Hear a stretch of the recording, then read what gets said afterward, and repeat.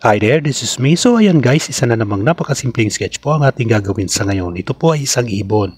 Isang partikular na katangian ng maraming mga buitre ang pagkakaroon ng kalbong ulo na walang mga balahibo. Ipinapakita ng mga mananaliksik na maaaring may malaking pagganap ang paglitaw o lantad na balat ng mga ibon na ito sa termoregulasyon o pagtimpla ng init o temperatura ng katawan.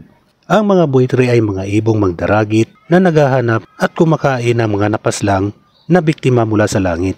Mayroong dalawang grupo ang mga buitre, Old World at New World, na may kabuluhang pagkakaiba. Ang pagpaparami at pag-aalaga ng mga sisiw ay nagsasangkot ng aktibong pakikilahok ng parehong mga magulang sa loob ng halos 9 na buwan. Ang mga buitre ay may mahalagang papel sa ecosystem sa pamamagitan ng pag-alis ng mga bangkay mula sa kapaligiran at pag-aambag sa kalusugan ng kapaligiran. So ayan guys, patapos ng ating pag-i-sketch. Ako po'y nagpapasalamat sa inyo sa walang sawang panonood nyo sa aking mga simpleng sketches. So ayan guys, tapos na nga po. Maraming salamat. Bye bye. Thank you.